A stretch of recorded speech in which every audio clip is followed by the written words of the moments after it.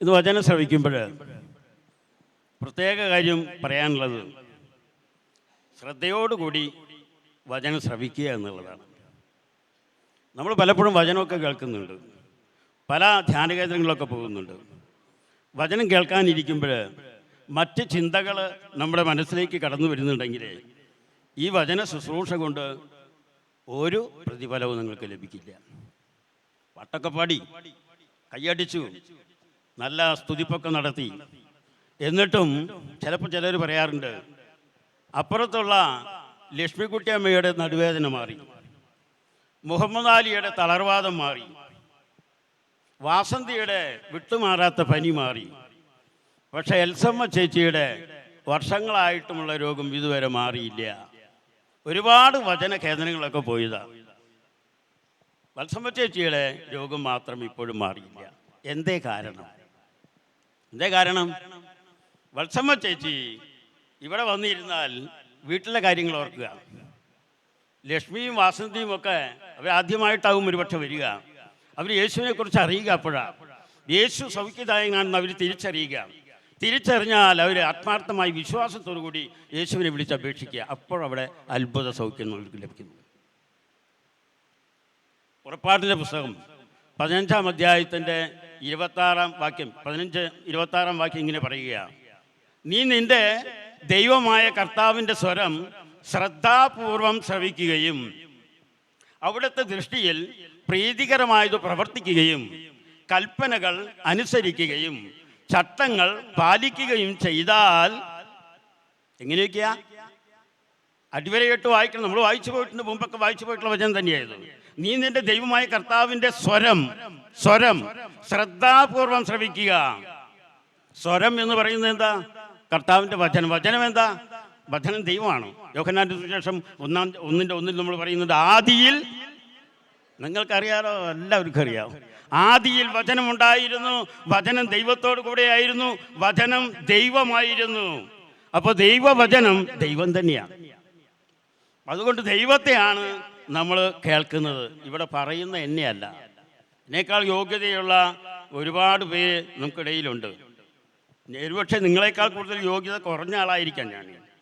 പക്ഷേ ദൈവത്തിൻ്റെ വചനം ദൈവമാണ് പ്രസംഗിക്കുന്നത്. അതുകൊണ്ടാണ് പറയുന്നത്, നീ നിന്റെ ദൈവമായ കർത്താവിൻ്റെ സ്വരം ശ്രദ്ധാപൂർവം, അത് അടിവരയിട്ടുകൊണ്ട് ഒന്നുകൂടെ വായിക്കണം, ശ്രദ്ധാപൂർവം ശ്രവിക്കുകയും ദൈവത്തിൻ്റെ ദൃഷ്ടിയിൽ പ്രീതികരമായത് പ്രവർത്തിക്കുകയും കൽപ്പനകൾ അനുസരിക്കുകയും ചട്ടങ്ങൾ പാലിക്കുകയും ചെയ്താൽ ഞാൻ ഈജിപ്തുകാരുടെ മേൽ വരുത്തിയ മഹാമാരികളിൽ ഒന്നുപോലും നിന്റെ മേൽ വരുത്തുകയില്ല.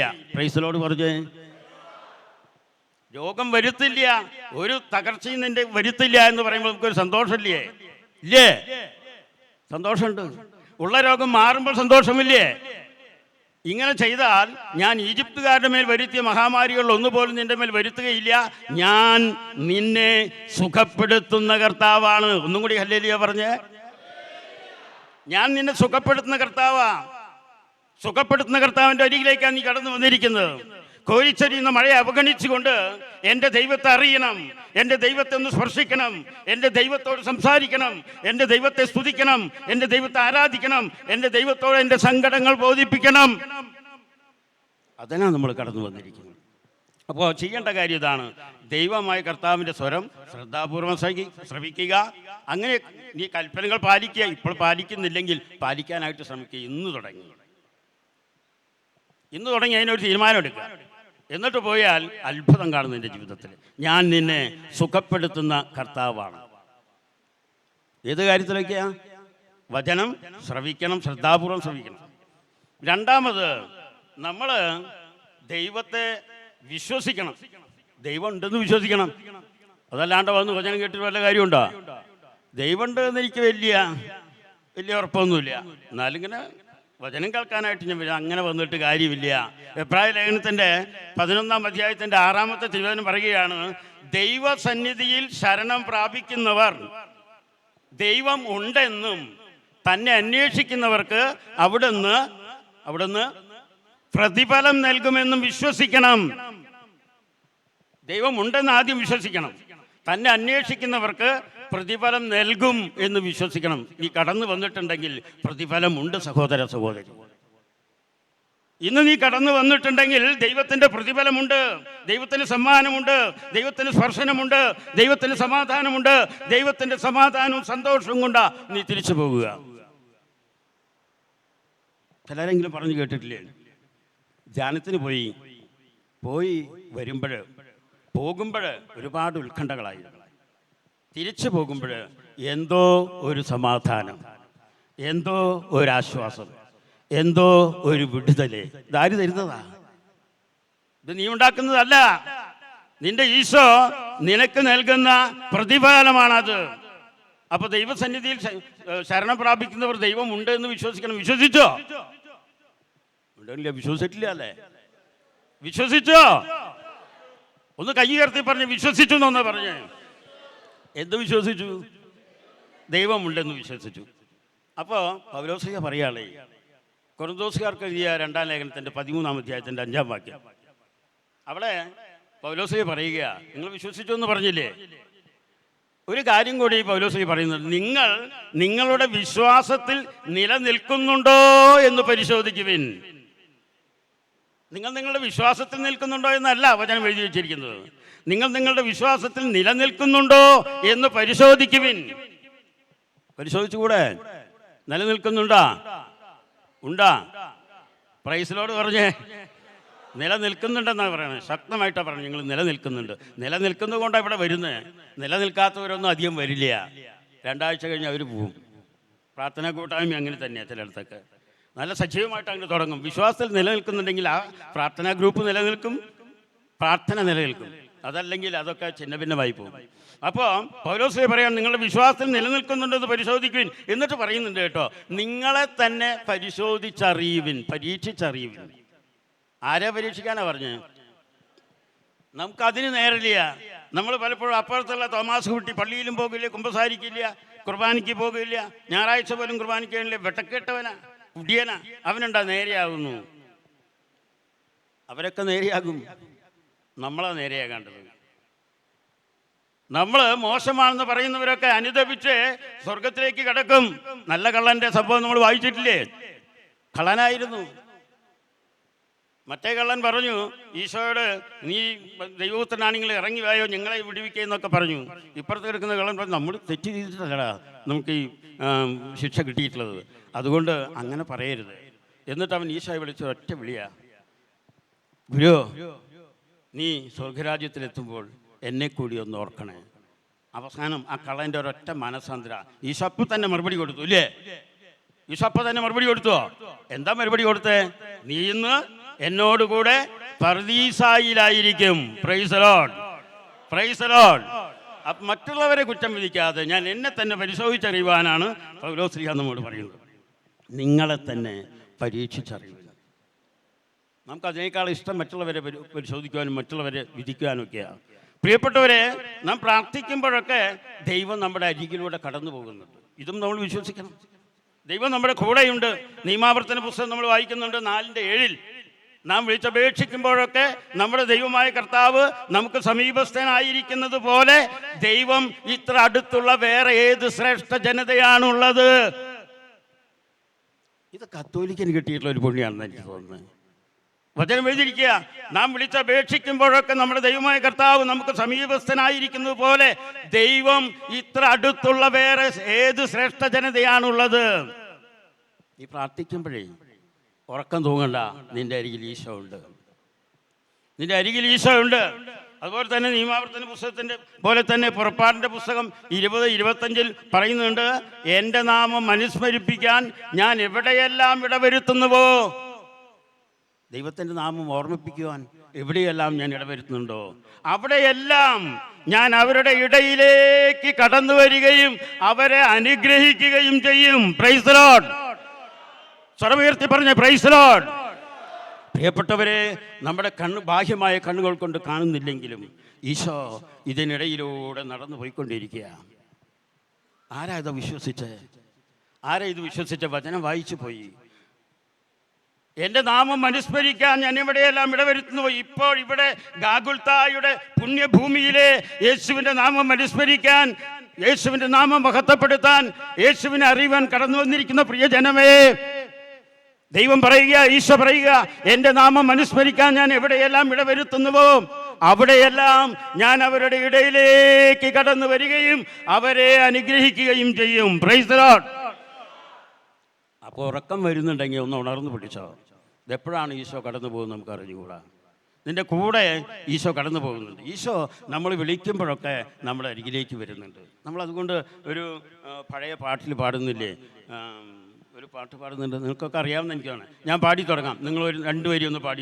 ഒന്ന് വിളിച്ചാലോടി എൻ്റെ അരികിലെത്തും, ഒന്ന് സ്തുതിച്ചാൽ അവൻ എൻ്റെ മനം തുറക്കും, ഒന്നു കരഞ്ഞാലോ മനിച്ചൻ മിഴി തുടയ്ക്കും. ഓ എത്ര നല്ല സ്നേഹമെൻ്റെ ഈശോ, ഓ എത്ര നല്ല സ്നേഹമെൻ്റെ ഈശോ. എല്ലാവരും കൂടി ഒന്ന് പാടിയേ. ഒന്ന് വിളിച്ചാൽ, ഒന്ന് സ്തുതിച്ചാൽ അവൻ എൻ്റെ മനം തുറക്കും. ഒന്ന് കയ്യടിച്ച് പാടിയേ. ഒന്ന് കരഞ്ഞാലോ മനിച്ചൻ മിഴി തുടയ്ക്കും. ഓ എത്ര നല്ല സ്നേഹമെൻ്റെ ഈശോ, ഓ എത്ര നല്ല സ്നേഹമെൻ്റെ ഈശോ, ഓ എത്ര നല്ല സ്നേഹമെൻ്റെ ഈശോ. അപ്പം അതുകൊണ്ടാണ് പറയുന്നത്, നാം വിളിച്ചപേക്ഷിക്കുമ്പോഴൊക്കെ നമ്മുടെ ദൈവമായ കർത്താവ് നമ്മുടെ അരികിലൂടെ കടന്നു പോകുന്നുണ്ട്. ഇത് വിശ്വസിച്ചാൽ ഉറക്കം വരുമോ? ഉറക്കം വരില്ല. ഏത് സമയത്താണ് ഈശോ കടന്നു പോകുന്നത് നമുക്ക് അറിഞ്ഞുകൂടാ. പ്രിയപ്പെട്ടവരെ, ഈശോയ്ക്ക് മനസ്സുണ്ടെങ്കിൽ, ഒരു കുഷ്ഠരോഗി വന്ന് പ്രാർത്ഥിക്കുന്നുണ്ട്.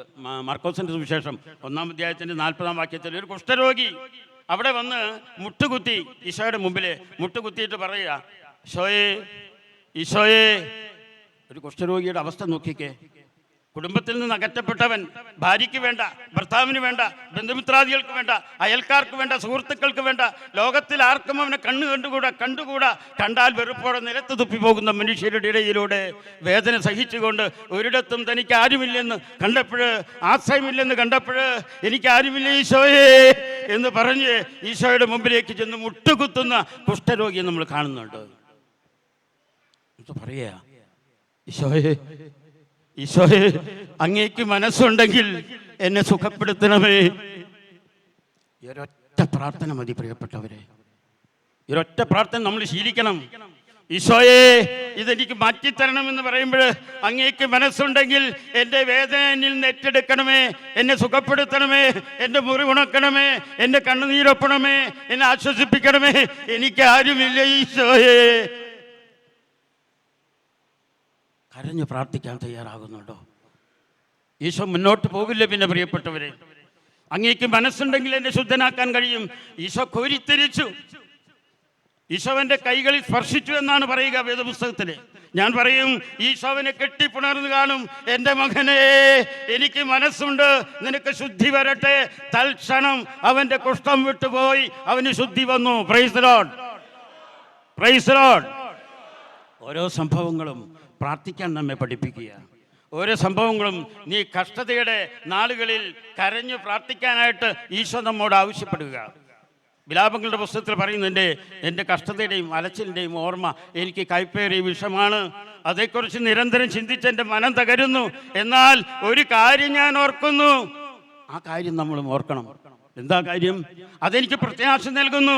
കർത്താവിൻ്റെ സ്നേഹം ഒരിക്കലും അസ്തമിക്കുന്നില്ല, അവിടുത്തെ കാരുണ്യം അവസാനിക്കുന്നുമില്ല. അതോരോ പ്രഭാതത്തിലും പുതിയതാണ്. Price the Lord. അതാണ് പ്രത്യാശ.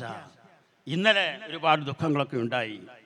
സങ്കീർത്തന പുസ്തകത്തിൻ്റെ 30-ാം അധ്യായത്തിൻ്റെ 5-ാം വാക്യത്തിൽ പറയുന്നുണ്ട്, രാത്രിയിൽ നിങ്ങൾക്ക് വിലാപമുണ്ടായേക്കാം. അല്ലേ? രാത്രി ദുഃഖങ്ങളുണ്ട്. പകലിൻ്റെ കഷ്ടതകൾ, പകലനുഭവിച്ച ദുഃഖങ്ങൾ, പകലനുഭവപ്പെട്ട വേദനകൾ, പകലനുഭവപ്പെട്ട കുത്തുവാക്കുകൾ, പകലനുഭവപ്പെട്ട ശാരീരിക പീഡനങ്ങൾ, ഇത് രാത്രിയിൽ വിലാപമായി ഈശോയുടെ മുമ്പിൽ വരുന്നുണ്ട്.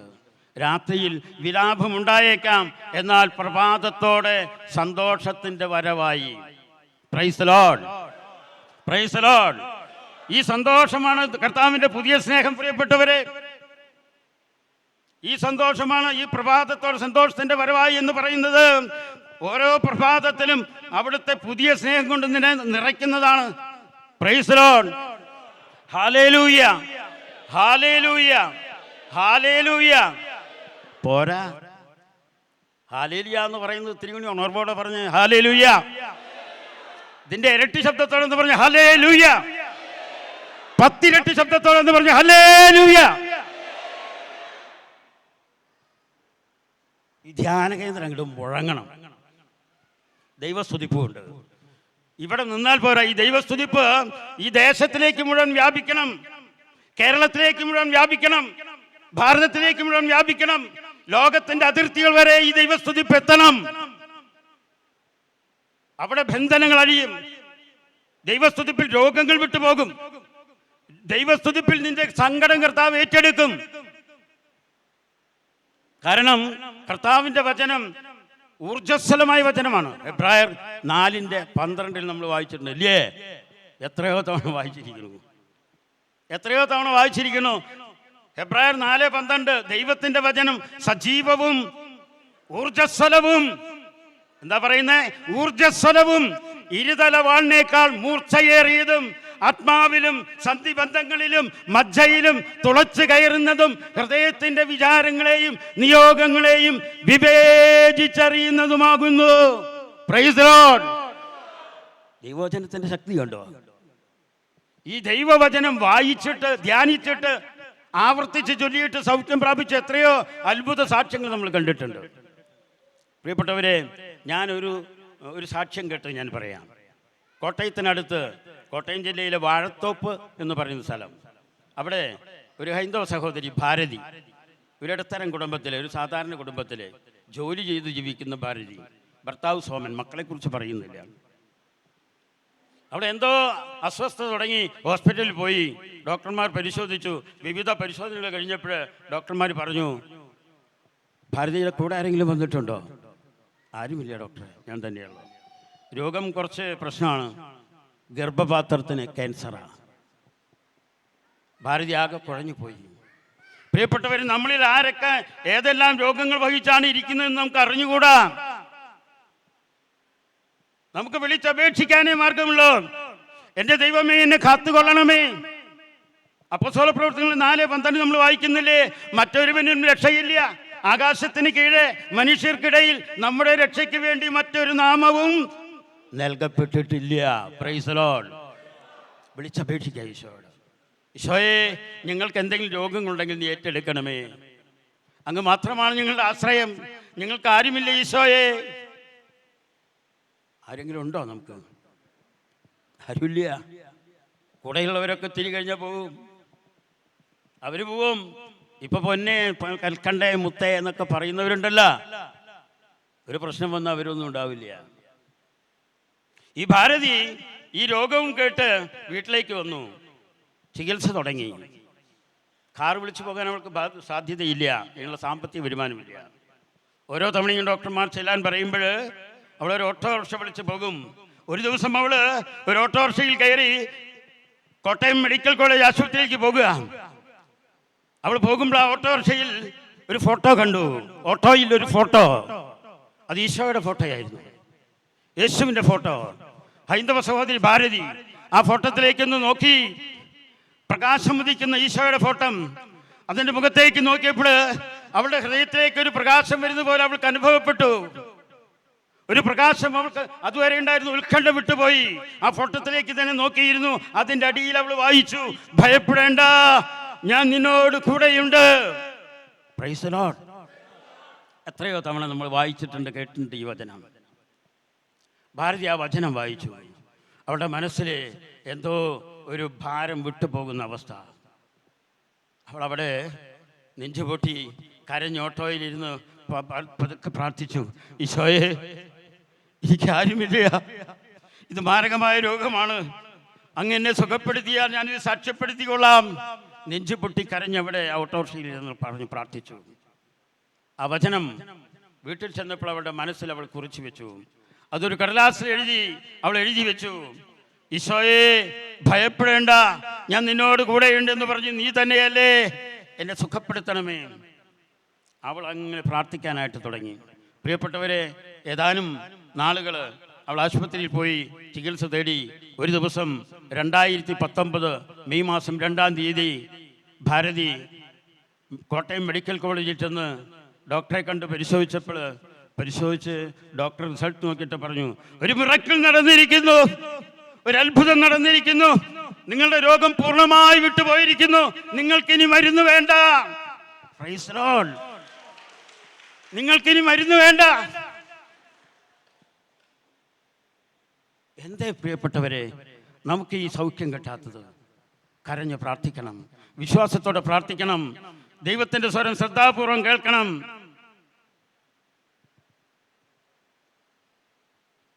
നമുക്ക് പലപ്പോഴും അത് സാധിക്കുന്നില്ല. പ്രിയപ്പെട്ടവരെ, ഹൃദയം തുറന്ന് പ്രാർത്ഥിക്കാൻ നമുക്ക് സാധിക്കുന്നില്ല. ചിലർ പറയാറുണ്ട്, ഞാൻ നീതിമാനൊന്നുമല്ല, ഞാൻ പ്രാർത്ഥിച്ചാലും ദൈവം കേൾക്കില്ല, ഞാൻ പാപിയാണ് എന്നൊക്കെ പറയുന്നവരെ കേട്ടിട്ടുണ്ട്. ഇല്ലേ ഇല്ലേ ഇല്ല, ഇവിടെ എല്ലാവരും അങ്ങനെയൊന്നും പറയും, ചിന്തിക്കണില്ല അല്ലേ? ഞാൻ നീതിമാനൊന്നുമല്ല. പക്ഷേ റോമാക്കാർക്ക് എഴുതിയ ലേഖനത്തിന്റെ 3-ാം അധ്യായത്തിന്റെ 10-ാം വാക്യം പറയുകയാണ്, നീതിമാൻ അറിയില്ലേ? ആരുമില്ല, ഒരുവൻ പോലുമില്ല. വചനം പ്രസംഗിക്കുന്ന ഞാൻ നീതിമാനാണോ? ആണോ? അല്ല. പ്രാർത്ഥിക്കാൻ വന്നിരിക്കുന്ന നിങ്ങളെല്ലാവരും നീതിമാന്മാരാണോ? അല്ല. നമ്മളൊക്കെ പാപം ചെയ്തിട്ടുണ്ട്. പാപത്തിന്റെ ബന്ധനത്തിൽ നമ്മൾ കഴിയുന്നത്. അതുകൊണ്ട് നമുക്ക് കുമ്പസാരിച്ച് ദൈവത്തിൽ നിന്നും വിടുതൽ പ്രാപിക്കാനായിട്ട് സാധിക്കും. വചനം കേട്ട് വിടുതൽ പ്രാപിക്കാനായിട്ട് സാധിക്കും. ദൈവത്തെ വിളിച്ച് അപേക്ഷിക്കുമ്പോൾ സൗഖ്യം കിട്ടുവാനായിട്ട് സാധിക്കും. പ്രിയപ്പെട്ടവരെ, നീതിമാൻ ആരുമില്ല, ഒരുവൻ പോലുമില്ല. തമ്പുരാൻ പറഞ്ഞു എഴുതി വെച്ചിട്ടുള്ള കാര്യമാണ്, ഞാൻ എഴുതിയതല്ല കേട്ടോ. അതിപ്പോ ആ ബ്രദർ അങ്ങനെ പറഞ്ഞോട്ടെ. അല്ല, പ്രൈസ് ദി ലോർഡ്. ഒരു കരം ഉയർത്തി പറഞ്ഞ് ഹല്ലേലൂയ, ഹല്ലേലൂയ, ഹല്ലേലൂയ. അങ്ങനെ ഈശോ വീണ്ടും ദേവാലയത്തിൽ വന്ന് പഠിപ്പിച്ചുകൊണ്ടിരിക്കുക. ഒരുപാട് ജനങ്ങൾ ഈശോയുടെ ചുറ്റുമുണ്ട്. ആ സമയത്ത് ഇതാ കുറച്ചപ്പുറത്ത് നിന്ന് ഒരു ബഹളം കേൾക്കുന്നുണ്ട്. ആരൊക്കെയാണ്? നിമജ്ഞരും ഫരിസേയരും കുറെ ജനങ്ങളുമൊക്കെ തെക്കും തിരക്കും ബഹളം പിടിച്ച് വരുന്നുണ്ട്. നോക്കിയപ്പോഴതാ ഒരു സ്ത്രീയെ കൂട്ടിക്കൊണ്ടുവന്ന് ഈ ജനങ്ങളുടെ നടുവിലേക്ക്, ഈശോയുടെ മുമ്പിലേക്ക് അങ്ങോട്ട് നിർത്തി. എന്നിട്ട് അവർ പറഞ്ഞു, ഗുരു, ഇത് വ്യഭിചാരത്തിൽ പിടിക്കപ്പെട്ട സ്ത്രീയാണ്, ഇങ്ങനെയുള്ളവരെ കല്ലെറിയണമെന്നാണ് മോശ നിയമത്തിൽ എഴുതിയിരിക്കുന്നത്. നീ എന്ത് പറയുന്നു? ഒന്ന് പരീക്ഷിക്കാനായിട്ടാണ്. മോശയെ തള്ളി പറയുന്നുണ്ടോ അതോ അവളോട് നീതി കാണിക്കുന്നുണ്ടോ? ഇതൊന്ന് പരീക്ഷിക്കാനായിട്ടാ അവർ കൊണ്ടുവന്നു ഈ വ്യഭിചാരിയായ സ്ത്രീയെ നടുവിൽ നിർത്തി. ഈശോ ആണെങ്കിൽ നിലത്ത് തലയും കുനിച്ച് അങ്ങനെ നിലത്ത് ഇങ്ങനെ എഴുതിക്കൊണ്ടിരിക്കുക. മണലിലോ കല്ലിലോ ചരലിലോ ഏതാണ് അവിടെയെങ്കിൽ അവിടെ ഇങ്ങനെ എഴുതിക്കൊണ്ടിരിക്കുക. ഒരക്ഷരം മിണ്ടുന്നില്ല. ഇതാ തൊട്ടപ്പുറത്ത് നിൽക്കുന്ന ജനക്കൂട്ടത്തിൽ നിന്ന് പറച്ചിൽ തുടങ്ങി. ഇപ്പൊ അവന്റെ നാവിറങ്ങിപ്പോയോ? ഇവൻ മിണ്ടുന്നില്ലല്ലോ. ഇവൻ ഏത് സൗഖ്യം കൊടുക്കുന്നവനാ? ഇവൻ ഏത് ഭാഗത്ത് നിൽക്കുന്നവനാ? ഇവനാണോ യേശു? ഇവനാണോ ദൈവം? എന്നൊക്കെ പലരും ഇങ്ങനെ കമന്റുകൾ പറയുന്നുണ്ടായിരിക്കാം ജനക്കൂട്ടത്തിന്റെ ഇടയിൽ, കൊണ്ടുവന്നവരുടെ ഇടയിൽ നിന്ന്. അപ്പോഴ് ഈശോ പതുക്കെ ഒന്ന് തല ഉയർത്തി കുനിഞ്ഞു എഴുതിക്കൊണ്ടിരുന്ന ഈശോ ഒന്ന് തല ഉയർത്തി. എന്നിട്ട് നോക്കിയിട്ട് പറഞ്ഞു, എന്താ പറഞ്ഞേ? നിങ്ങളിൽ പാപം ചെയ്യാത്തവൻ ആദ്യം ഇവളെ കല്ലെറിയട്ടെ. വീണ്ടും തല താഴ്ന്നു. യേശു വീണ്ടും നിലത്ത് എഴുതിക്കൊണ്ടിരിക്കുക. അപ്പൊ ഈ നിയമത്തിന് പരിസരമൊക്കെ കല്ലൊക്കെ കൈപിടിച്ചിട്ടാ വന്നിരിക്കണേ.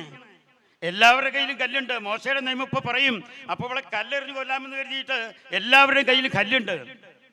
ഇത് പറഞ്ഞപ്പോഴ് എല്ലാവരും അങ്ങോട്ടും ഇങ്ങോട്ടൊക്കെ ഒന്ന് നോക്കി. പാപം ചെയ്യാത്തവര് ആദ്യം കല്ലെറിയാൻ ആദ്യം മുതിർന്നവർ തുടങ്ങി എന്നാണ് വേദപുസ്തകത്തിൽ എഴുതിയിരിക്കുന്നത്. ഞാൻ പറയും, നിമജ്ഞരും ഫരിസേയരും ഒക്കെ അവരുടെ കല്ലൊക്കെ താഴെയിട്ട് അവരൊക്കെ അവരുടെ വഴിക്ക് പോയി. ആരും കല്ലെറിഞ്ഞില്ല. ഇപ്പോൾ അവിടെ അവശേഷിക്കുന്നത് യേശുവുണ്ട്, വ്യഭിചാരത്തിൽ പിടിക്കപ്പെട്ട സ്ത്രീയുണ്ട്, പിന്നെ ആരാളെ? പിന്നെ കുറച്ച് കല്ലും കെട്ടകളുണ്ട്. ഇവർ ഉപേക്ഷിച്ച് പോയ കല്ലുകളാണ്. ആരുടെയൊക്കെ കാലുമ്മ ഈ കല്ല് വീണ് കാണും. കല്ല് താഴ്ത്തിടുമ്പോഴേ കാലിൽ പരിക്ക് പറ്റി ഓടിയവരൊക്കെ ഉണ്ട്. ഈശോ വീണ്ടും അവളോട് ചോദിച്ചു, ആരും നിന്നെ വിധിച്ചില്ലേ? ഇല്ല ഗുരു, ആരും എന്നെ വിധിച്ചില്ല. ഈശോ പറഞ്ഞു, ഞാനും നിന്നെ വിധിക്കുന്നില്ല. മേലിൽ പാപം ചെയ്യരുതേ. Price the Lord. ആരോടാ പറയുന്നത് ഇത്? ആരോടാ പറയുന്നത് ഈശോ? പിടിക്കപ്പെട്ട വ്യഭിചാരിണിയോടല്ല, ഇത് നമ്മോടാ പറയുന്നേ. നമ്മളത് അവൾക്കുള്ളതാ. ലേഖനം എഴുതിയത് റോമാക്കാർക്കുള്ളതാ. പൗലോസ് എഴുതിയത് ഫിലിപ്പിയർക്കുള്ളതാ. ഇവിടെ പേരാമംഗലത്തുകാർക്കും കൂനപ്പിച്ചിക്കാർക്കും മുണ്ടത്തിക്കോടുള്ളവർക്കൊന്നും വചനം എഴുതിയിട്ടില്ല എന്നാണ് പറയേണ്ടത്. നമുക്ക് വേണ്ടിയാ വചനം. റോമാക്കാർക്ക് എഴുതിയതും ഫിലിപ്പിയർക്ക് എഴുതിയതൊക്കെ നമുക്ക് വേണ്ടിയാ. പ്രിയപ്പെട്ടവരെ, അവിടെ ഞാൻ പറഞ്ഞു കൊണ്ടുവന്നത് നീതിമാൻ ആരുമില്ല, ആരും ഉണ്ടായിരുന്നില്ല. ഉണ്ടായിരുന്നെങ്കിൽ ഒരാളെങ്കിലും കല്ലെടുത്തെറിയുമായിരുന്നു. അതുകൊണ്ടാണ് പറഞ്ഞു നീതിമാൻ ആരുമില്ല. ഈശോ അവളോട് പറഞ്ഞു, ഞാനും നിന്നെ വിധിക്കുന്നില്ല. നമ്മുടെ ഈശോയുടെ സ്നേഹം നോക്കിയേ. ആരും നിന്നെ വിധിക്കുന്നില്ലേ? ഇല്ല ഗുരു, ഞാനും നിന്നെ വിധിക്കുന്നില്ല. സമാധാനത്തോടെ പോയിക്കൊള്ളുക, മേലിൽ പാപം ചെയ്യരുത്. ഈശോയുടെ സ്നേഹം അങ്ങനെയാണ്. പാപം ചെയ്ത് മനസ്സ് വേദനിച്ച് പാപബോധവും വേദനയുമായി കഴിയുന്നവർ, കുറ്റബോധം മനസ്സിൽ പേറി നടക്കുന്നവരോട് ഈശോ പറയുന്നുണ്ട്. പ്രഭാഷകന്റെ പുസ്തകം 21-ാം അധ്യായത്തിൻ്റെ 1-ാം വാക്യത്തിൽ, മകനെ നീ പാപം ചെയ്തിട്ടുണ്ടോ, മകളെ നീ പാപം ചെയ്തിട്ടുണ്ടോ? ഈശോയ്ക്ക് അറിയില്ലേ? ഈശോയ്ക്ക് അറിയില്ലേ? ഇത് നമ്മൾ പാപം ചെയ്തിട്ടുണ്ട് ഈശോയ്ക്ക് അറിയോ? അറിയാം. എന്നാലും ഈശോ ചോദിക്കുക, നീ പാപം ചെയ്തിട്ടുണ്ടോ? എന്നിട്ട് പറയുക, ചെയ്തിട്ടുണ്ടെന്ന് എനിക്കറിയാം, ഇനി ചെയ്യരുത്, ഇനി ചെയ്യരുത്. ഈശോ എന്ന് നമ്മോട് പറയുന്നത് ഇതാണ്. നീ പാപം ചെയ്തിട്ടുണ്ടായിരിക്കാം, പാപം നിന്നെ വേട്ടയാടുന്നുണ്ടായിരിക്കാം, പാപം നിന്റെ സമാധാനം തകർക്കുന്നുണ്ടായിരിക്കാം, ഞാൻ വിളിച്ചാൽ പ്രാർത്ഥന കേൾക്കില്ല എന്ന് നീ ചിന്തിച്ചിട്ടുണ്ടായിരിക്കാം. എന്നാൽ ഈശോ പറയുന്നു, മകനെ മകളെ നീ പാപം ചെയ്തിട്ടുണ്ടോ, ഇനി ചെയ്യരുത്. Price the Lord. ഹല്ലേലൂയ. ഒരു കരം ഉയർത്തി, വലത്ത് കരം ഉയർത്തി ഒന്ന് ഹല്ലേലൂയ പറഞ്ഞേ. ഇതിന്റെ ഇരട്ടി സ്വരത്തിലൊന്നും കൂടി പറഞ്ഞേ. എഴുന്നേറ്റ് നിന്നുകൊണ്ടൊന്ന് പറഞ്ഞേ. Hallelujah, hallelujah, hallelujah. Praise the Lord, praise the Lord, praise the Lord. നമുക്കിരിക്കാം. അപ്പൊ ഈശോ പറയുന്നതാണ്, പ്രഭാഷകൻ 21:1, മകനെ നീ പാപം ചെയ്തിട്ടുണ്ടോ? മകളെ, മകളെ എന്നതിൽ പറഞ്ഞിട്ടില്ല, ഞാൻ പറയുന്നതാണ്. മകനെ എന്ന് ഈശോ പറഞ്ഞത് മകളെയും കൂടി ഉദ്ദേശിച്ച. ഇനി ചെയ്യരുത്. എന്നിട്ട് ചില ഉപദേശങ്ങൾ കൊടുക്കുന്നുണ്ട്. കഴിഞ്ഞ കാലത്ത് പാപങ്ങളുടെ മോചനത്തിനായി കണ്ണീരൊഴുക്കി പ്രാർത്ഥിക്കുക. പാപം ചെയ്താലുള്ള ഒരു പരിഹാരം ഇതാണ്, പ്രാർത്ഥിക്കുക. പാപകരമായ മാർഗങ്ങൾ പിന്തുടർന്ന ചിലർ രോഗികളായി തീർന്നു. സങ്കീർത്തനം 107 വായിക്കുന്നുണ്ട്, തങ്ങളുടെ അകൃത്യങ്ങളാൽ അവർക്ക് മുറിവേറ്റിരിക്കുന്നു. അവർ എല്ലാ ഭക്ഷണപാനീയങ്ങളെയും ഉപേക്ഷിച്ചു. തങ്ങളുടെ കഷ്ടതയിൽ അവർ കർത്താവിനോട് നിലവിളിച്ചപേക്ഷിച്ചു. അവിടുന്ന് അവരെ വചനമയച്ച് ഞെരുക്കങ്ങളിൽ നിന്നും വിടുവിച്ചു, സൗഖ്യം കൊടുത്തു. Price the Lord. ഇതാണ് നമ്മുടെ ഈശോ. ഏത് പാപം ചെയ്തിട്ടുണ്ടെങ്കിലും പരിഹാരമുണ്ട് ഈശോയുടെ പക്കലേക്ക്. ഈശോയുടെ പക്കലേക്ക് തിരിച്ചു വരിക. ധൂർത്തപുത്രൻ ഒരുപാട് പാപം തിന്മകൾ ചെയ്തവനാ. അവൻ ഈശോയുടെ പക്കലേക്ക്, അല്ലെങ്കിൽ പിതാവിന്റെ പക്കലേക്ക് തിരിച്ചു വന്നു. പിതാവ് അവനെ കൈനീട്ടി സ്വീകരിച്ചു, അവനെ ഒരു പുതിയ മനുഷ്യനാക്കി മാറ്റി. Price the Lord. ഇതാണ് നമ്മുടെ ദൈവം. നീ പാപം ചെയ്തിട്ടുണ്ടോ? കഴിഞ്ഞ കാലത്തെ പാപങ്ങളുടെ മോചനത്തിന് വേണ്ടി കണ്ണീരൊഴുക്കി പ്രാർത്ഥിക്കുക. എന്നിട്ട് ചില ഉപദേശങ്ങൾ നൽകുന്നുണ്ട്. സർപ്പത്തിൽ നിന്നെന്ന പോലെ പാപത്തിൽ നിന്നും ഓടി അകലുക. സർപ്പത്തിൽ നിന്നെന്ന പോലെ പാപത്തിൽ നിന്നും ഓടി അകലുക. അടുത്ത് ചെന്നാൽ അത് നിന്നെ കടിക്കും. അതിൻ്റെ പല്ലുകൾ സിംഹത്തിന്റെ പല്ലുകൾ പോലെയാണ്. അത് നിന്റെ ജീവൻ അപഹരിക്കും. നീ നഷ്ടപ്പെടാൻ ഈശോ ആഗ്രഹിക്കുന്നില്ല. നിന്റെ ജീവൻ നഷ്ടപ്പെടാൻ ഈശോ ആഗ്രഹിക്കുന്നില്ല. ജീവൻ നഷ്ടപ്പെടുക എന്ന് പറയുന്നത് നിത്യജീവനെ കുറിച്ചാണ് ഈശോ പറയുക. ഇവിടെ മരിക്കാത്തവരാരുമില്ല, എല്ലാവരും മരിച്ചു പോകും. ഞാനും നിങ്ങളൊക്കെ മരിച്ചു പോകും. നാളെ ഞാനോ നിങ്ങളോ ഉണ്ടെന്ന് ആർക്കും പറയാൻ സാധിക്കും? പറ്റുമോ? പറ്റുമോ? പറ്റില്ല. ഈശോ ഉദ്ദേശിക്കുന്ന ഇതാണ്, നിത്യജീവൻ. അത് നിന്റെ ജീവൻ അപഹരിക്കും. പ്രഭാഷകന്റെ പുസ്തകത്തിൽ ഈശോ പറഞ്ഞിരിക്കുക. പ്രഭാഷകന്റെ പുസ്തകത്തിൽ പറയുന്നുണ്ട്, അത് നിന്റെ ജീവൻ അപഹരിക്കും. അത് നിന്നിൽ താല്പര്യം വെച്ചിരിക്കുക. അതുകൊണ്ട് സർപ്പത്തിൽ നിന്നെന്ന പോലെ പാപത്തിൽ നിന്നും ഓടി അകലുക. Praise the Lord, praise the Lord, hallelujah, hallelujah. അപ്പൊ ഇനി നമ്മളൊരു തീരുമാനമെടുക്കുക. കർത്താവിന്റെ വചനം ശ്രദ്ധാപൂർവം ഞാൻ ശ്രവിക്കും. കർത്താവിന്റെ സ്വരം അത് ദൈവത്തിന്റെ സ്വരമാണ്. കർത്താവ്, ഞാൻ വചനം കേൾക്കുമ്പോൾ, വചനം വായിക്കുമ്പോൾ, ഞാൻ പ്രാർത്ഥിക്കുമ്പോൾ, ഞാൻ ബലിയർപ്പിക്കുമ്പോൾ അതിനിടയിലൂടെ കടന്നു പോകും. അതുകൊണ്ട് മറ്റ് ചിന്തകൾ വരുമ്പോൾ ഈശോയെ എൻ്റെ അനാവശ്യ ചിന്തകളിൽ നിന്ന് എടുത്തു മാറ്റണമേ. അങ്ങ് എൻ്റെ അരികിലേക്ക് വരുന്നുണ്ടെന്ന് ഞാൻ മനസ്സിലാക്കുന്നു. അങ്ങ് എൻ്റെ ഇടയിലൂടെ കടന്നു പോകുന്നുണ്ടെന്ന് ഞാൻ അറിയുന്നു. അങ്ങ് എന്നെ അനുഗ്രഹിക്കുന്ന സമയമാണ്, പ്രാർത്ഥനയുടെ സമയമെന്ന് ഞാൻ അറിയുന്നു. അങ്ങ് വചനം കേൾക്കുന്ന സമയത്ത് എൻ്റെ ഇടയിലൂടെ കടന്നു പോകുന്നുണ്ട് എന്ന് ഞാൻ വിശ്വസിക്കുന്നു. വിശ്വസിക്കുന്നുണ്ടോ? എന്താ ഈ വിശ്വാസം? എബ്രായ ലേഖനത്തിൻ്റെ 11:1 നമ്മൾ വായിക്കുന്നുണ്ട്, വിശ്വാസം എന്നത് പ്രത്യാശിക്കുന്നവ, നിങ്ങളൊന്ന് പറഞ്ഞേ, പ്രത്യാശിക്കുന്നവ ലഭിക്കുമെന്നുള്ള ഉറപ്പും. ആ ഉറപ്പിന് വേണം ഒരു ഉറപ്പ് വേണ്ടേ? പ്രത്യാശിക്കുന്നവ ലഭിക്കുമെന്നുള്ള ഉറപ്പും കാണപ്പെടാത്തവ ഉണ്ട് എന്നുള്ള ബോധ്യവുമാണ് വിശ്വാസം. ആ വിശ്വാസം നമുക്കുണ്ടായിരിക്കണം. പ്രിയപ്പെട്ടവരെ, തന്നെ പ്രാർത്ഥിക്കുമ്പോൾ, ദൈവത്തെ സ്തുതിക്കുമ്പോൾ നമ്മളിങ്ങനെ വെറുതെ എങ്ങനെ ഇരുന്ന് സ്തുതിച്ചുകൊണ്ട് കാര്യമായില്ല. സർവശക്തിയും ഉപയോഗിച്ച് ദൈവത്തെ സ്തുതിക്കണം. പ്രഭാഷകന്റെ പുസ്തകം 43:30 പറയുന്നുണ്ട്, എല്ലാ കഴിവും ഉപയോഗിച്ച് ദൈവത്തെ സ്തുതിക്കുവിൻ. സർവശക്തിയും ഉപയോഗിച്ച് ദൈവത്തെ സ്തുതിക്കുവിൻ. തളർന്നു പോകരുതേ, തകർന്നു പോകരുതേ, തളർന്നു പോകരുതേ. 35 വർഷങ്ങൾക്ക് മുമ്പ് കൊല്ലം മുട്ടുച്ചിറ CMC ഗവൺമെൻറ്റിലെ ഒരു സിസ്റ്റർ അക്വീന ഉണ്ടായിരുന്നു. ചെറുപ്പമാ സിസ്റ്റർ. ആ സിസ്റ്ററിന് മാരകമായ ക്യാൻസർ രോഗം തന്നെ പിടിപെട്ടു. ആശുപത്രിയിൽ ചികിത്സയിലാണ്. രോഗം മൂർധന്യത്തിലെത്തി. ഡോക്ടർമാർ പറഞ്ഞു ശരീരത്തിൽ മുഴുവൻ പൊട്ടിയൊലിക്കുക. ഭക്ഷണം കഴിക്കാതായിട്ട് മാസങ്ങളായി. പരിശോധിക്കുന്ന ഡോക്ടർമാർ പറഞ്ഞു ഇവിടെ ഒന്നും ചെയ്യാനില്ലേ, ഇനി നിങ്ങൾ വീട്ടിലേക്ക് കൊണ്ടുപോയിക്കൊള്ളുക, നിങ്ങൾ ആശ്രമത്തിലേക്ക്, മഠത്തിലേക്ക് കൊണ്ടുപോയിക്കൊള്ളുക. ഒരു ആംബുലൻസ് വിളിച്ച് സിസ്റ്റർ അക്കീനയും കൂടെയുള്ള സിസ്റ്റേഴ്സും കൂടി നാട്ടിലേക്ക് വരിക, അവരെ കോൺവെൻറ്റിലേക്ക് വരിക. വരുന്ന സമയത്ത് ഉള്ള കഴിവുപയോഗിച്ച് ആ സിസ്റ്റർ സ്വരം താഴ്ത്തി പറഞ്ഞു, പോകുന്ന വഴിക്ക് എനിക്ക് ആശ്രമത്തിലേക്കൊന്ന് പോകണം. ആശ്രമത്തിലോ അവിടെ വചന ശുശ്രൂഷയിലൊന്ന് കൊള്ളണം, എനിക്ക് പങ്കുകൊള്ളണം. പ്രിയപ്പെട്ടവരെ, ഈ സിസ്റ്റർ അവർ പറഞ്ഞതനുസരിച്ച് സിസ്റ്റേഴ്സ് അവിടെ ആശ്രമത്തിലേക്ക് കൊണ്ടുവന്നു. അവിടെ ധ്യാനം നടക്കുന്നുണ്ട്. ധ്യാനത്തിൻ്റെ രോഗികളെ കിടത്തുന്ന ആ വിഭാഗത്തിലേക്ക് കിടത്തി ധ്യാനം കൽപ്പിക്കാൻ അങ്ങനെ വിഭാഗമുണ്ടോ? ഇല്ലേ? അങ്ങനെ വിഭാഗമുണ്ട്. അവിടെ കൊണ്ടുപോയി കിടത്തി. രോഗികളവരെ എഴുന്നേൽക്കാൻ സാധിക്കില്ല സിസ്റ്റർ അവിടെ കിടന്ന് ഈ വചനം ശ്രദ്ധാപൂർവം കേട്ടു. ഞാൻ നേരത്തെ പറഞ്ഞ വചനം, കർത്താവിൻ്റെ വചനം ശ്രദ്ധാപൂർവം കേട്ടു. വേറൊരു ചിന്തയുമില്ല, മരിക്കാൻ പോവുകയാണ്. വചനം കേട്ടിട്ടാ മരിക്കാം. അങ്ങനെ വചനം കേട്ട് 2-3 ദിവസമായപ്പോൾ അച്ഛൻ വിളിച്ചു പറയുന്നുണ്ട്, സർവ്വ കഴിവും ഉപയോഗിച്ച്, പ്രഭാഷകൻ 43:30 വാക്യം, എല്ലാ കഴിവും ഉപയോഗിച്ച് ദൈവത്തെ സ്തുതിക്കുവിൻ. സർവശക്തിയോടും കൂടി ദൈവത്തെ സ്തുതിക്കുവിൻ. തളർന്നു പോകരുതേ. ജനം എല്ലാവരും സ്തുതിച്ചുകൊണ്ടിരിക്കുക. പെരുവെള്ളത്തിൻ്റെ ഇരച്ചിൽ പോലെ, വലിയ ജനക്കൂട്ടത്തിൻ്റെ ആരവം പോലെ, പെരുമഴ പെയ്യുന്നത് പോലെ ജനം അങ്ങനെ സ്തുതിച്ചുകൊണ്ടിരിക്കുക. പ്രിയപ്പെട്ടവരെ, ദൈവത്തെ സ്തുതിച്ചു കൊണ്ടിരിക്കുമ്പോൾ സിസ്റ്റർ അക്കീന അവിടെ കിടത്തിയിരിക്കുന്ന കട്ടിലിൽ നിന്നും ചാടി എഴുന്നേറ്റു. Praise the Lord, praise the Lord, hallelujah, hallelujah. സിസ്റ്ററുടെ ശരീരത്തിലുണ്ടായിരുന്ന ബാൻഡേഡുകൾ ഇതാ തന്നെ അഴിഞ്ഞു താഴേക്ക് വീണു. എല്ലാ മുറിവുകളും കരിഞ്ഞുണങ്ങിയിരിക്കുന്നു. കൈയടിച്ച് ദൈവത്തെ മഹത്വപ്പെടുത്തിയേ.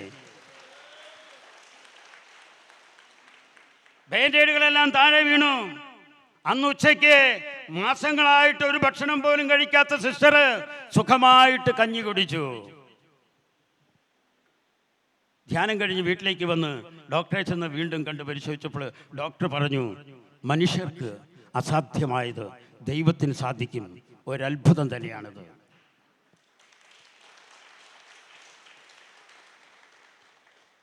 ഒന്ന് 2 വർഷങ്ങൾക്ക് മുൻപ് ജോൺ ചെറിയവിളി അച്ഛൻ്റെ, എനിക്കറിയാം, അച്ഛനെ ഞാൻ നേരിട്ട് വിളിച്ച് ചോദിച്ചു, ഇപ്പോൾ നമ്മുടെ സിസ്റ്റർ അക്വീന ഉണ്ടോ എന്ന് ചോദിച്ചു. അച്ഛൻ പറഞ്ഞു, സിസ്റ്റർ ഉണ്ട്.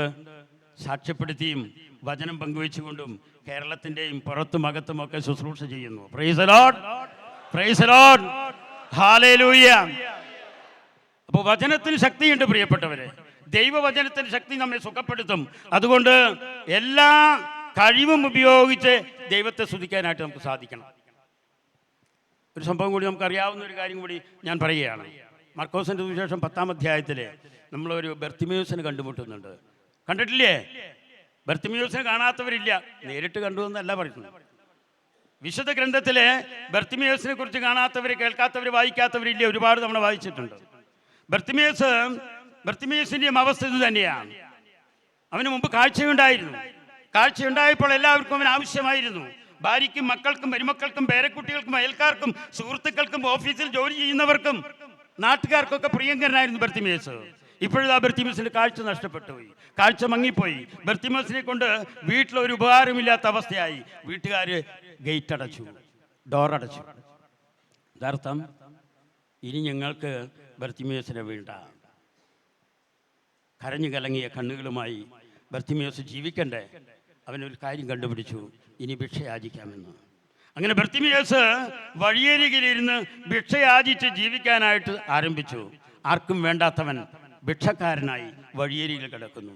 ആരുമില്ലാത്തവൻ, ആരും തിരിഞ്ഞു നോക്കാത്തവൻ, അവഗണിക്കപ്പെട്ടവൻ. കാഴ്ചയുണ്ടായിരുന്ന സമയത്ത് പ്രിയപ്പെട്ടവരെ, നമ്മുടെയൊക്കെ അവസ്ഥ ഇത് തന്നെയാ.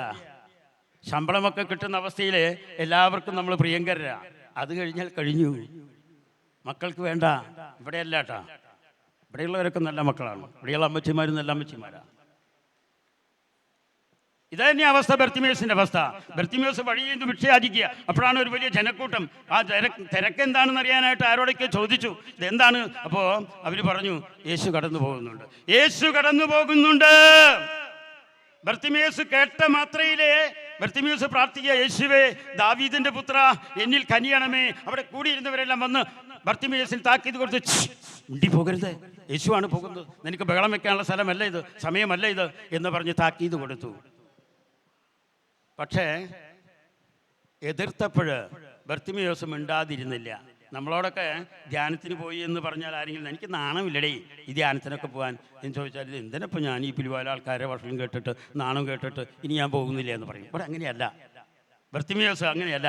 ബർത്തിമേസ് വേദപുസ്തകത്തിൽ വായിക്കണം, കൂടുതൽ ഉച്ചത്തിൽ നിലവിളിച്ചു, യേശുവേ ദാവീദിന്റെ പുത്ര, എന്നിൽ കനിയണമേ. പ്രിയപ്പെട്ടവരെ, അവിടെ ആദ്യത്തെ അത്ഭുതം നടന്നത് യേശു അവിടെ നിന്നു എന്ന് ഞാൻ പറയും. യേശു അവിടെ നിന്നു. യേശുവിനെ പിടിച്ചു നിർത്തിയ പ്രാർത്ഥന ബർത്തിമേസിന്റെ പ്രാർത്ഥന. ഉറക്ക വിളിച്ച് പ്രാർത്ഥിച്ചുകൊണ്ട് ഒരു കുഴപ്പമില്ല കേട്ടോ. ആൾക്കാർ പറഞ്ഞോട്ടെ, ഇതിൻ്റെ ഹൃദയം പൊട്ടുമ്പോഴുള്ള നിലവിളിയാണ്. ദുബായിൽ നിന്ന് ഭർത്താവ് വരുമ്പോൾ കണ്ട മാത്രമേ ഹയ്യോയ് ഹായ് എന്നൊക്കെ പറയുന്നില്ലേ? എന്താ ശബ്ദം, എന്താ ശബ്ദം! ഇതുപോലെ ഉച്ചത്തിൽ വിളിച്ച് പ്രാർത്ഥിക്കുകയാണ് ബർത്തിമേസ് ചെയ്ത്. ഈശോ അവിടെ നിന്നു അവനെ ഇങ്ങോട്ട് വിളിക്കുക. നേരത്തെ നിശബ്ദരായിരിക്കാൻ പറഞ്ഞവരൊക്കെ തലയും ചൊറിഞ്ഞ് ബർത്തിമേസിന്റെ പക്കലേക്ക് ധൈര്യമായിരിക്കേ, യേശു നിന്നെ വിളിക്കുന്നു. ആരെയാ യേശു വിളിച്ചത്? ഉറക്കെ വിളിച്ച് പ്രാർത്ഥിച്ചവനെ യേശു വിളിച്ചു. ബർത്തിമേസ് ഉടനെ തൻ്റെ പുറംപായൊക്കെ വലിച്ച് ദൂരെ എറിഞ്ഞ് യേശുവിൻ്റെ പക്കലേക്ക് ചെന്നു. ഈശോ ചോദിച്ചു, ഞാൻ നിനക്ക് എന്ത് ചെയ്യണമെന്നാണ് നീ ആഗ്രഹിക്കുന്നത്? എനിക്ക് കാഴ്ച വീണ്ടും കിട്ടണം. ഞാൻ എല്ലാവരാലും ഉപേക്ഷിക്കപ്പെട്ടവനാ. എനിക്ക് സങ്കടങ്ങൾ മാത്രമേ ഉള്ളൂ, മറ്റൊന്നും എനിക്ക് വേണ്ട. എൻ്റെ കാഴ്ച വീണ്ടും കിട്ടണം. തൽക്ഷണം നിന്റെ ആഗ്രഹം പോലെ സംഭവിക്കട്ടെ. തൽക്ഷണം അവന് കാഴ്ച തിരിച്ചു കിട്ടി. പിന്നീട് ഒരു വചനം കൂടി എഴുതി വെച്ചിട്ടുണ്ട് കേട്ടോ. അവൻ യേശുവിനെ അനുഗമിച്ചു. അത്ഭുതം നടന്നപ്പോൾ ഉപേക്ഷിക്കുന്നവനല്ല. അത്ഭുതം നടന്നാൽ, പ്രാർത്ഥിച്ചാലേ ഈശോയുടെ കൂടെ നിൽക്കാനായിട്ട് നമുക്ക് സാധിക്കണം. പ്രിയപ്പെട്ടവർ, ദൈവനാമത്തെ ഭയപ്പെടണം, ദൈവനാമത്തെ ബഹുമാനിക്കണം. ദൈവനാമം വിശുദ്ധമാണ്. അത് നിനക്ക് സൗഖ്യം നൽകുന്നതാണ്, നിനക്ക് മാനസാന്തരം ഉണ്ടാകുന്നതാണ്, നിന്റെ ശരീരത്തിലും മനസ്സിലും ഉന്മേഷവും ഉണർവും നൽകുന്നതാണ്. ദൈവനാമത്തെ ഭയപ്പെടണം. മലാക്കി പ്രവാചകന്റെ പുസ്തകം 4-ാം അധ്യായത്തിൽ പറയുന്നുണ്ട്, എൻ്റെ നാമത്തെ ഭയപ്പെടുന്ന നിങ്ങൾക്ക് വേണ്ടി നീതി സൂര്യൻ ഉദിക്കും. എന്താ ഉദിക്കുക? എൻ്റെ നാമത്തെ, ദൈവനാമത്തെ ഭയപ്പെടുന്ന നിങ്ങൾക്ക് വേണ്ടി നീതി സൂര്യൻ ഉദിക്കും, അതിൻ്റെ ചിറകുകളിൽ സൗഖ്യമുണ്ട്. ദൈവത്തെ ഭയപ്പെടുമ്പോൾ അവൻ്റെ ജീവിതത്തിലേക്ക് നീതി സൂര്യൻ ഉദിക്കും. നിൻ്റെ ജീവിതത്തിൽ അന്ധകാരം മാറും, നിൻ്റെ ജീവിതത്തിലെ പ്രശ്നങ്ങൾ തീരും, നിൻ്റെ ജീവിതത്തിൽ രോഗങ്ങൾ വിട്ടുപോകും, നിൻ്റെ ജീവിതത്തിൽ നിന്ന് അസ്വസ്ഥമാകുന്ന കുടുംബത്തിലുള്ള തകർച്ചകൾ വിട്ടുപോകും, നിൻ്റെ ജീവിതത്തിലേക്ക് പ്രകാശം വരും. എന്താ പ്രകാശം?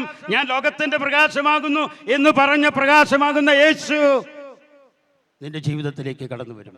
എൻ്റെ നാമത്തെ ഭയപ്പെടുന്ന നിങ്ങൾക്ക് വേണ്ടി നീതി സൂര്യൻ ഉദിക്കും, അതിൻ്റെ ചിറകുകളിൽ സൗഖ്യമുണ്ട്. എന്നിട്ട് പറയുക, തൊഴുത്തിൽ നിന്ന് വരുന്ന പശുക്കുട്ടി എന്ന പോലെ നിങ്ങൾ തുള്ളിച്ചാടും. Praise the Lord, hallelujah, hallelujah. നമുക്ക് എഴുന്നേറ്റ് നിൽക്കാം. യേശുവേ തൊഴുത്തിൽ നിന്ന് വരുന്ന പശുക്കുട്ടി എന്ന പോലെ തുള്ളിച്ചാടിക്കൊണ്ട് ഞങ്ങൾ അങ്ങേ സ്തുതിക്കട്ടെ. നമുക്ക് ദൈവത്തെ ഒന്ന് സ്തുതിക്കാം. Hallelujah hallelujah hallelujah hallelujah hallelujah hallelujah hallelujah hallelujah hallelujah hallelujah hallelujah hallelujah hallelujah hallelujah hallelujah hallelujah. ഈശോയെ നന്ദി നന്ദി നന്ദി. ആരാധന ആരാധന ആരാധന ആരാധന. Hallelujah hallelujah hallelujah hallelujah hallelujah hallelujah hallelujah hallelujah hallelujah hallelujah hallelujah hallelujah hallelujah hallelujah. എല്ലാ ബന്ധനങ്ങളും അഴിയട്ടെ, രോഗികൾ സൗഖ്യം പ്രാപിക്കട്ടെ, ഭയം വിട്ടുപോകട്ടെ, യേശുവിൻ്റെ ശക്തി ഒഴുകട്ടെ, പരിശുദ്ധാത്മാവ് നിറയട്ടെ, കുടുംബ കലഹങ്ങൾ നീങ്ങട്ടെ, ശത്രുതയുടെ മതിലുകൾ പൊട്ടട്ടെ, സമാധാനം നിറയട്ടെ, സ്നേഹം നിറഞ്ഞൊഴുകട്ടെ, പരീക്ഷകൾ വിജയമാകട്ടെ, കലഹം തീരട്ടെ, ഭയം വിട്ടുപോകട്ടെ, ഉറക്കക്കുറവുള്ളവർക്ക് ഉറക്കം ലഭിക്കട്ടെ, പൈശാചിക ബന്ധനങ്ങൾ വിട്ടൊഴിയട്ടെ. യേശുവിൻ്റെ നാമത്തിൽ പ്രാർത്ഥിക്കുന്നു, ഞങ്ങൾ സ്തുതിക്കുന്നു, ഞങ്ങൾ അങ്ങേ ആരാധിക്കുന്നു, ഞങ്ങൾ അങ്ങേ മഹത്വപ്പെടുത്തുന്നു. Hallelujah hallelujah hallelujah hallelujah hallelujah hallelujah hallelujah hallelujah hallelujah hallelujah. എല്ലാവരും സ്തുതിക്കട്ടെ, സ്വരമുയർത്തി സ്തുതിക്കട്ടെ, സ്വരമുയർത്തി സ്തുതിക്കട്ടെ. യേശുവിൻ്റെ കടന്നു വരുന്ന നിമിഷം, യേശു കടന്നു വരുന്ന നിമിഷം, യേശു കടന്നു പോകുന്ന നിമിഷം, യേശുവേ എന്നെ തൊടണമേ, എന്നെ സുഖപ്പെടുത്തണമേ, എൻ്റെ മുറിവുണക്കണമേ, എൻ്റെ കണ്ണുനീരൊപ്പണമേ. ദാവീദിൻ്റെ പുത്ര യേശുവേ എന്നിൽ കനിയണമേ. Hallelujah hallelujah hallelujah hallelujah hallelujah hallelujah hallelujah hallelujah hallelujah. Praise the Lord. നമുക്ക് കൈയടിച്ചുകൊണ്ട് ഒരു പാട്ട് കൂടി പാടാമെന്ന് എനിക്ക് തോന്നുന്നു. കൈയടിച്ച് തുടങ്ങിക്കോ.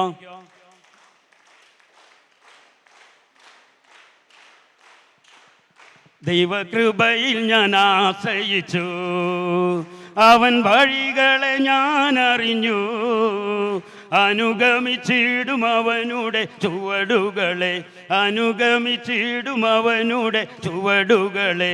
ദൈവകൃപയിൽ ഞാൻ ആശ്രയിച്ചു, അവൻ വഴികളെ ഞാൻ അറിഞ്ഞു, അനുഗമിച്ചിടും അവനുടെ, അനുഗമിച്ചിടും അവനുടെ.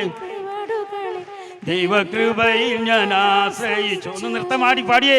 ഇഹലോകമോ തരുകിൽ ഒരു സുഖവും ധനശാന്തിയതും, ഇഹലോകമോ ശാന്തിയതും, എൻ്റെ യേശുവിൻ്റെ തിരുസന്നിധിയിൽ എന്നും ആനന്ദമുണ്ടെനിക്ക്, എൻ്റെ യേശുവിൻ്റെ തിരുസന്നിധിയിൽ എന്നും ആനന്ദം. സന്തോഷത്തോടെ പാടിയേ. ദൈവകൃപയിൽ ഞാൻ ആശ്രയിച്ച്, അവൻ വഴികളെ ഞാൻ അറിഞ്ഞ്, അനുഗമിച്ചിടും അവനുടെ, അവനുടെ ചുവടുകളെ. ദൈവകൃപയിൽ ഞാൻ ആശ്രയിച്ച്. എത്ര നല്ലവൻ അമ്പിയായവൻ, എന്നെ കരുതുന്ന കർത്തനവൻ. എല്ലാവരും ചേർന്ന് പാടിയ കരങ്ങൾ അടിച്ചടിച്ചടിച്ച് പാട്.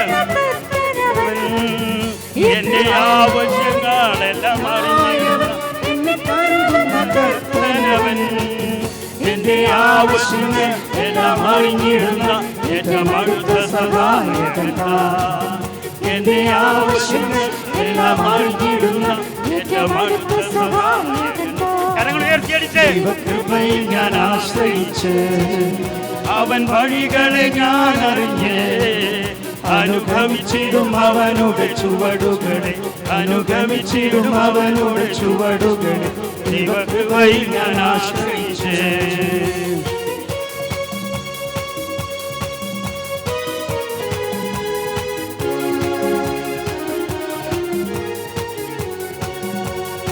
ആയുസ്സിൻ ദിനമാകെയും തൻ്റെ നാമമഹത്വത്തിനായി, എൻ്റെ ആയുസ്സിൻ ദിനമാകെയും തൻ്റെ നാമമഹത്വത്തിനായി, ഒരു കൈത്തിരി പോൽ കത്തിയഴിഞ്ഞടങ്ങും തിരുമാറിൽ മറഞ്ഞിടും ഞാൻ, ഒരു കൈത്തിരി പോൽ കത്തിയഴിഞ്ഞൊരിക്കൽ തിരുമാറിൽ മറഞ്ഞിടും ഞാൻ.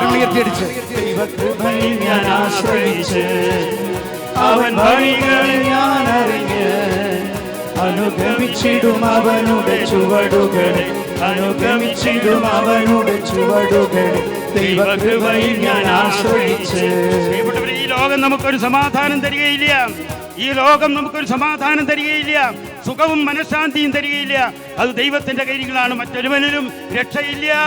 ആകാശത്തിന്റെ കീഴെ മനുഷ്യർക്കിടയിൽ നമ്മുടെ രക്ഷയ്ക്ക് വേണ്ടി മറ്റൊരു നാമവും നൽകപ്പെട്ടിട്ടില്ല.